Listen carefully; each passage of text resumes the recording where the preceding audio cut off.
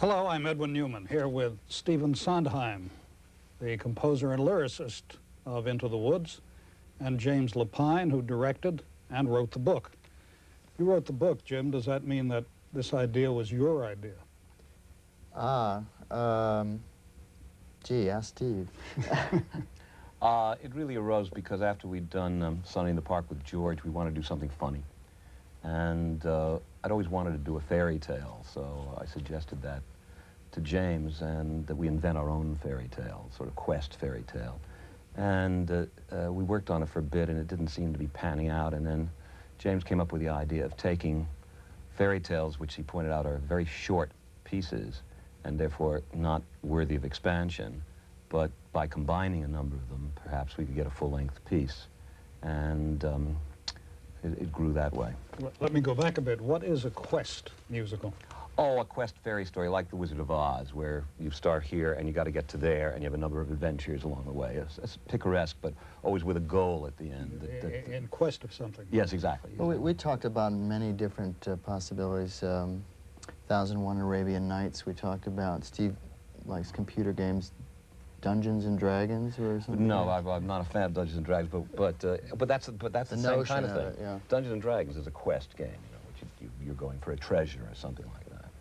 The Wizard of Oz is always my sort of paradigm to that. Why fairy tales? What drew you to that? Is this something that did they mean a lot to you when you were a child? No, it was the Oz books. Actually, I was not exposed to fairy tales very much, except through Walt Disney pictures. As it turns out, James had read and knew more about fairy tales than I did. But I'd read all the Oz books and was enchanted with the Oz books and loved the movie The Wizard of Oz and the idea of... So I remember reading The Hobbit, too, when I was a kid. And so the idea of a series of adventures with strange creatures and unexpected twists and turns of fate and funny things and melodramatic things and sorcery and all that sort of thing appealed to me. And I thought, knowing James's imagination, that it would be fun to utilize that. Yeah, I've always loved fairy tales, so it was a sort of natural thing to explore. Well, there was a mention here of Disney. Now, when you're doing something using fairy tales these days, do you have to take account of what might be called the Disney influence, the Disney style? It's interesting because I didn't really remember the Disney cartoons. I remembered the illustrations of the fairy tale books. Actually remembered the illustrations more than the stories themselves. The Rackham illustrations in particular. So my reference was very different than Steve's. I don't know. The Rackham illustrations for... the Grimm fairy tales, The yes. Grimm fairy tales, right. Brothers Grimm. Brothers Grimm. Now, well, that leads to a question then. When you were doing this, did you have the Brothers Grimm in mind? Did you have Hans Christian Andersen in mind? We went to the source of Grimm first. The Disney cartoons are based on the Perrault versions, which is the golden slipper, for instance, in Cinderella, as opposed to the glass slipper, which is oh, excuse me, it's the other way around. It's the Grimm is the golden one, and the glass is the Perrault. And the Grimms are darker and tend to be a little bloodier in nature. So well, it's almost as though the name Grimm was justified, isn't it?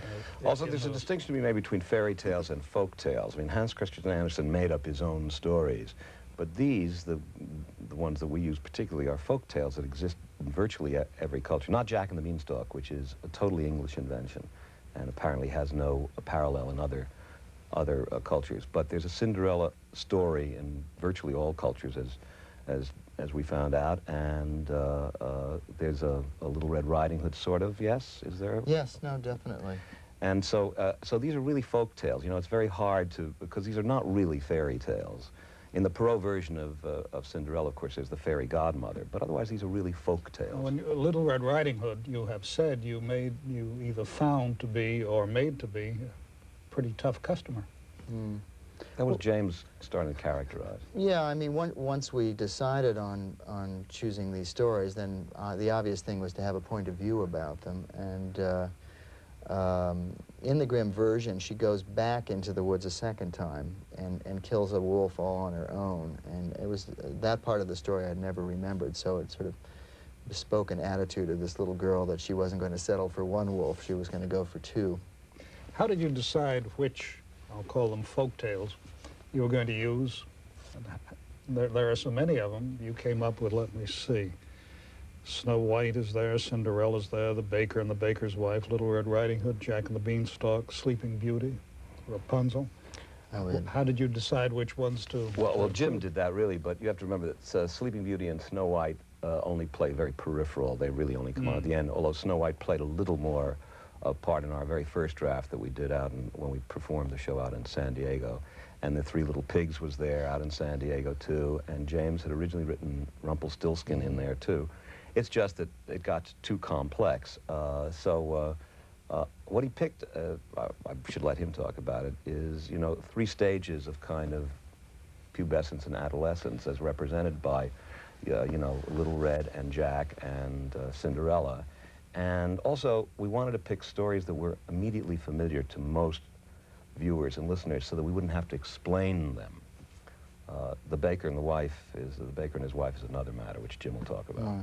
Well, also, reading the stories, there was just a sort of natural selection based on character and also structure, because as in Cinderella, the Grimm version, she goes to the ball 3 times. Little Red Riding Hood went back twice. You start choosing the stories that will weave together so that you can spin them out. The nature of a fairy tale is it's very short, which is what's wonderful about it, and which is why I think we had difficulty writing a full-length original one, because by nature a fairy tale is short, and I think that's what serves it well. You can jump plot very quickly.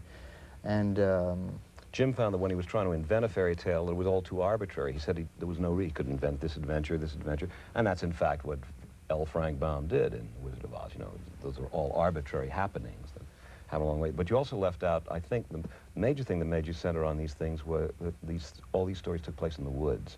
Many of the fairy tales take place in the woods, but he realized that all of these things took place. And in the Grimm version of Cinderella, for example, when she leaves the ball, she runs up a tree and into the branches like a birdhouse in the tree. I mean, her relationship with the woods is very intense, as opposed to the Perrault version, where she's just got her house and her little pumpkin coach and the castle. But in the Grimm version, she relates to the woods. Well, there is something innately threatening, is there not, about woods, at least to children? Also to me. But not all children. I used to love the children. woods. No, I loved the woods a lot more than I loved the backyard. But well, it depends on what kinds of woods. Yes. For example, when I have a house in the country, and next to it is a very dense, dark woods, and Jim wanted to bring the entire cast up there a couple of weeks before we went into rehearsal, or just when we began rehearsal, to show them what it was really like, because there are woods and woods. You know, some woods are kind of pleasant and open and all that, but dense woods, particularly when the foliage is heavy, in the summer months, can be very. You can go in 30 yards and suddenly you don't know where you are, and then you hear little rustlings, and it does have a menacing quality. It's also, of course, a famous image for, you know, the imagination and the inner life. when you're doing a show like Into the Woods, which is so different from almost everything else that's preceded it, do you have a lot of trouble getting backing? Well, it's a different case. In this instance, we had a producer who was sort of interested in it from the beginning. So, I mean, backing is different than it used to be in the days I think you're talking about. You know, shows are not financed anymore by individual investors. They're financed either by theater owners or large corporations. Or they're usually are often begun in nonprofit theaters. We did Sunday and a 2-week workshop of this at Playwrights Horizons, which is a small theater in Manhattan, and that's the germination. And then from there we went out to the Old Globe Theater in San Diego, which is also a nonprofit. So by that time we were actually independent, not dependent on a producer until that stage at which we decided to bring it to New York. Did you regard San Diego as a tryout town? Because I know you changed the show a great deal during and after. In a sense, yes. Again, you're referring to the days when shows used to go to Boston, Washington. Yes. And there's an interesting difference, which is that when you went to Boston or Washington or Philadelphia, there was a specific theater you were heading for at a specific date in New York, which is why so many musicals of the 40s, 50s have very good first acts and not so good second acts, because they never got a chance to work on the second act out of town, because musicals take longer to work on than plays do because of the necessity for orchestrations and things like that. And the nice thing about this kind of so-called tryout, or what they sometimes call a workshop, is that we went to San Diego knowing there was no pressure to come in immediately, that if we wanted to spend 3 months working on the show, we could, 6 months working on the show, or if we thought it was ready, then we could try to push it in. So you don't work under the kind of pressure, and as a result, you can really take a good look at the show. And in fact, we made a sort of major change in the second act as a result of being able to see it out there, which we could not have done if we'd just been on the road, particularly with James writing and directing at the same time. You mentioned, we mentioned Disney. When you're doing a show like Into the Woods, do you have to take account of any expectation that the audience has that your characters will bear some resemblance to the Disney version? It was interesting because one of the discoveries of going to San Diego was that people didn't know the stories as well as we thought they knew them. So I did a lot of shortcut kind of exposition, thinking, well, everybody knows that Jack goes up a beanstalk, and then you have this discovery that there are people who don't know the story of Jack and the Beanstalk. So it required us to rethink to a certain degree how much information we had to give out. But I think everyone knows of Cinderella. I mean, she's probably the most popular and well-known character. So it was something we talked a lot about. You can't be sort of perverse about your characterization of her, but on the other hand, you have to have a kind of point of view about her. On the other hand, most people think of Cinderella in the fairy godmother version, of the Perrault version. Yes. There are very few people. I used to ask friends, tell me the story of Cinderella, tell me the story of Jack and the Beanstalk, and tell me the story of Little Red Riding Hood, and you'd be surprised at how either they only knew a few details or they had distorted details. Very few people, for example, remembered that Jack went up 3 times. And they knew about the giant crashing and all that. And nobody I talked to knew the grim version of Cinderella, about her going 3 times to the ball. And Little Red, I think, was the most familiar story, although I didn't know about her second visit either. Does this say anything about what children are being taught these days? Your children, for example, James? It's interesting because one of the reasons I liked writing it was because as I read the fairy tales as an adult, I could see how you could take the opposite point of view. You can read Bettelheim and find out the great message that they have, but you can also read Jack and the Beanstalk and look at Jack as something of a thief and Cinderella as an imposter, and you can kind of go through them. And I was thinking that it could in many ways offer a child not necessarily a very realistic view of the world, and I think that's what's good and bad about fairy tales. We all want to think of happily ever after, but what we got involved in was the whole sort of notion of community and the realization that you have your individual journeys, but there's also the collective journey, and that's what our second act basically we decided would be about. Well, to go into the second act, there's a very big number. You are not alone. And I know this has aroused some controversy, because there are people who say that, in fact, one is alone. Do you believe that nobody is alone? No, they're not listening to the lyric. They're going back to that, we are all strangers and alone, but that's not what the lyric is about. It says, one of the most important words in it says, careful, no one is alone, no one acts alone. The idea is that we are all responsible for each other, and that any act you take has repercussions. It's not about the other kind of aloneness, and it's very clear, but people hear the phrase and they immediately fall into the cliche because they're not listening to what the characters are saying. And so, yes, I do believe that we are not in any way alone, that we are responsible to each other, and I also believe in the other, you know, that we are all born into the world alone. But that's not what the show is about, that's not what the action is about. And so that controversy comes from people who are not listening to the lyric, and also not taking into account the situation. I really would not like to be the child of somebody who in the middle of the Holocaust says, darling, you're alone. You just have to remember you're alone in this world. I mean, the whole point of Cinderella comforting Little Red Riding Hood is she needs comfort. But there's another meaning beyond that. And that's what the song's about. There are ballets based on fairy tales, folk tales. There are operas based on them. Was this the first musical to be based on them? Oh, no. I remember when I was in my teens, there was a show called If the Shoe Fits, which was a real musical comedy version of Cinderella. I didn't see it, but it had a score by a very distinguished composer, David Raxon. No, and I'm sure I could think of others. Well, there's the Cinderella of, is it Rodgers and Hammerstein? Yes, which is a television show they did. And the Princess and the Pea, or what? Yes, yes, Once Upon a Mattress. Once Upon a Mattress. Yep, that was a very successful show. No, they've been done, and that had a point of view too, a comic point of view. Should we expect more of this kind of thing from the two of you? Oh, I don't think so. No. I don't think It's so. done. I think now, it's on to others. one thing you're well known for, one of many things you're well known for, Steve, is that you like your work as it proceeds to be different from what has gone before. Is that still true? Oh yes, absolutely. Yeah. Does this put an additional strain on you? No, not at all. It's just it's how you keep your interest up, is not to revisit, or at least consciously not to revisit territory you've been through before. You know, then I think that's just not very interesting to write. I can see some similarities between some shows I've written, but while I was writing them, I didn't see them. Or if I did, I got very nervous, because then you feel that you're rewriting something that you've written before.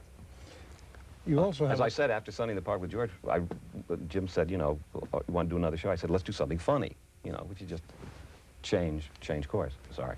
No, you also feel that you have a function as an educator to educate people. Is this something that weighs on you very heavily? Do you take it into account consciously as you go No, along? I don't feel I have a function to educate. What I've said is that all art is a form of education, and I am a fan of education. So I think teaching is a noble profession. Some of it may be unintentional then. Yeah, certainly never in my mind. I think anybody who sits down to write a teaching show is, you know, is likely to come out pretty dry. No, I write shows because I think they're fun to write, or or better yet, so I can stand in the back of the theater and enjoy what I'm looking at. There's an age-old question with respect to musicals, or what used to be called musical comedy. Which came first, the music or the lyrics? Oh, Is there an answer to that? the book. That's the answer. That's Is it the answer. book? That's the The answer. book came first, Book always comes first. and then the music and the lyrics. Yes, but not literally. What happens is you must outline, the way I work anyway, is to sit with my collaborator and talk about the shape of the show, make lots of notes, and then the librettist goes off and starts to shape the characters specifically so that I have some diction to follow and some outline, although we talk about it a lot. It's not a question of in tandem. It's really together, and then let the book must always lead the song. Now, the book is leading the song of the songs, but in this case, the songs, music, and lyrics were written by the same person, by you. Maybe this is a question that cannot be answered. Do you write the music first? Do you write the lyrics first? Do you write them together? I write them together. They go like that. I either get a musical atmosphere or a lyric line from a given scene that Jim will give me. And sometimes, as in the case, for example, of Little Red Song and Jack's and Cinderella's, the ones where they step forward and onto the passerelle, James actually wrote some small soliloquies, not so small, but brief soliloquies, which were interlocked. Because that was interesting. We talked, I'd written a song for Jack in our very first kind of little workshop at Playwrights Horizons, which I only got halfway through. It was overly complex, but it was a song telling of his adventures in the sky, because I was so worried that the audience wouldn't remember his adventures in the sky. And it seemed overly complex, and then we also thought, what about the people who know the story? They're going to be bored by it. So we decided that what those songs should be about is the characters' reactions to their adventures rather than the adventures. So a hint of the adventures, but what they felt as a result. And so James sat down and wrote some soliloquies, and then I turned into music. I often write that way with him. What about the styles of contemporary music? Do you rock music, rap music, electronic music? Do they influence you as a composer? Only when they're called for, I think. I'm a firm believer in content dictating style and form, and I think, setting Shakespeare to contemporary music is self-defeating unless you're just going to take the story. But I mean, try to. I think there has to be a relationship between the two, and so I think just doing rap music because it's popular at the moment, or any kind of pop music, and just laying it on any kind of story is But yet you sort of chose a rap for the witch. For a very specific reason, Right. which was to get a lot of exposition across and to give her a kind of feistiness. So but it isn't really rap. It's halfway between rap and the Music Man, that kind of technique, which is an old vaudeville technique. Mm-hmm. And rap is an outgrowth of that. And so I think it's when it's useful. Well, you originally planned rap for the witch, blues for the wolf, folk songs for Jack, and operetta for Cinderella. Why did you give up that idea? Well, I didn't entirely. The wolf indeed has a kind of blues thing. The witch has rap, but not all the way through, because when Jim and I started to talk about the witch's character, it seemed, except for the opening, where she's feisty and pushing to get the baker and the wife to go off on their quest for her own purposes, it seemed useful, but I would not want her singing rap to Rapunzel, and even though her name is Rapunzel.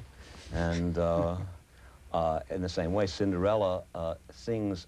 I had a more operetta style for her, but as the character developed, it still got. There's a waltz there that she sings, and that's a sort of outgrowth of that. The blues for the wolf was to make him kind of insidious and seductive, and I chose these things because I thought the colors were right for the characters. But then, rather than make it schematic, I just used it where I thought it was useful. Stephen Sondheim, thank you. James Lapine, thank you. Thanks, Edwin.